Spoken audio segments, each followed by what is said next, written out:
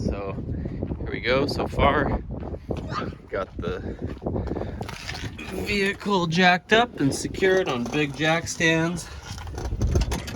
12 mil. Drop the drive shaft. Put in neutral and rotated it to get access to the bolts until I got them where I need them to be. But make sure you do not remove this drive shaft completely. If you lower the back of that drive shaft and pull it all the way out, and the front of the drive shaft comes out of the back of the transmission, then it's going to start oozing transmission fluid all over the place. So just leave it there. Got a transmission jack here, coming up under here.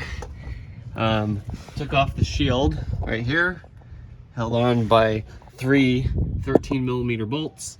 That gives you access to the fuel filter. Those 2 white tabs, you just push them towards each other and pull that tab upward, and then you can just yank that line right off, so no tool required. Now the reason you had to move the drive shaft is to get it out of the way so you can get a straight shot at the fuel tank strap bolt, 15mm. There's one up here on the front side too. It's more of a stud with a nut. So we'll drop both these straps and we're gonna lower the tank with the transmission jack. But at the same time, we're gonna unplug electrical connectors and pull the evap hose off so that we don't yank anything off when we drop it. And the tank sits up here over the cross member, so that'll kind of hold that side up, but we'll have to pull it on out and drop it down. So these straps come out, you just kind of twist them and they just kind of come out of those holes on this side. The front was a deep 15 as well, and the tank's about ready to drop now, but you do have the rear line here, and it is held on only by a gear clamp. So I'm going to take that off and I'm going to try to catch as much as I can into some 5-gallon buckets because this tank is full. Now luckily when I loosened that hose clamp and pulled the hose off, fuel did not come out of the tank. It has a check valve. If you stick your finger up in there and touch it, then it will gush fuel out. But it's designed to not let fuel flow out of there. So that was cool. I didn't lose any fuel. All right, so I got the tank down. The couple lines on the back here had to come off. You just push that white tab in, and I was able to pull that off.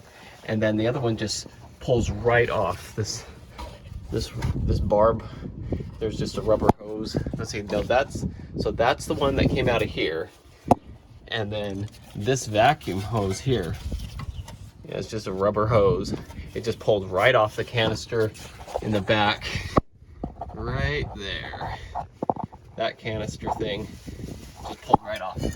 So then I disconnected this connector from the main body harness, and that was just jacked up. That would not move. Luckily I got it off. So now I'm gonna take this one off. You pry the red ones out and it comes up, and disconnect this electrical connector, and then we'll deal with the snap ring, twist it off to pull the whole assembly out. All right, so you can see how I have pressed on the bottom sides of those red tabs, and this came up to release it. This one has this little like safety thing here where you pull this thing out of the way and then you can push this in and that will come up out. And so it's just kind of has like a little safety block right here that you have to just move out of the way so you can push those tabs in and pull the red tab up. Now the fuel filter in the front has the same type of connector. So I'm going to show you on the fuel filter real quick how to get this connector out. Alright, so basically you just pull this little tab and get that lock out of the way, and then you can push both sides in, and that will release this tab upward, and so you'll be able to get it. It's just a locking tab with those 2 pieces on it. Of course course, you want to be careful because it's old and brittle.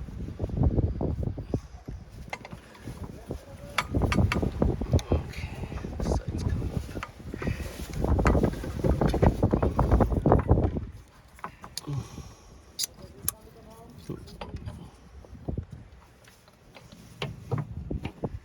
There, see, that's up.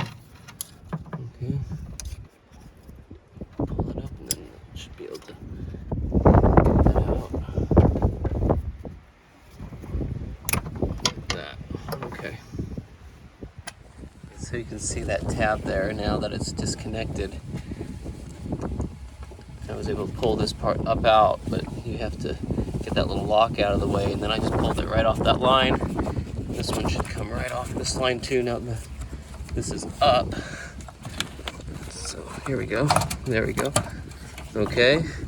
And so now we're gonna hit these rings and loosen this ring with a hammer and a flathead screwdriver, and that'll twist the lock ring off, and then we can pull the whole basket out. All right, so I just put the screwdriver here and tapped it with a hammer until it knocked this ring loose. And so you see the ring locks on those metal tabs that come out of the gas tank. So here the ring comes up like this, and here comes the whole assembly. There is that O-ring, that green O-ring. Kit came with a new one. Pull this out. All right, so here's the whole assembly coming up out of here. Be careful when you do this with the new one, especially because you do not want that. That right there is the sending unit, okay? That's what tells you how much gas is in the vehicle, this float, and it's measured on that little electronic board. It rubs and gives a voltage reading, and at those different points on there tells your gas gauge how full or empty the tank is. So when we put the new one in, we're going to be very careful to snake that down in there. Should be pretty simple. So here's the new one, and we're going to put that float down in that way first and get it in there where it belongs. Okay, when you put the ring back in, it goes with that lip upwards. Okay, flat side on the bottom, lip on the top. So the fuel filter on this side has that same type of tab where you just pull that lock out and get it out of the way, and then you can pry the two sides up. All right, so basically you just pull this little tab and get that lock out of the way, and then you can push both sides in, and that will release this tab upward, and so you'll be able to get it. It's just a locking tab with those two pieces on it. Of course, you want to be careful because it's old and brittle.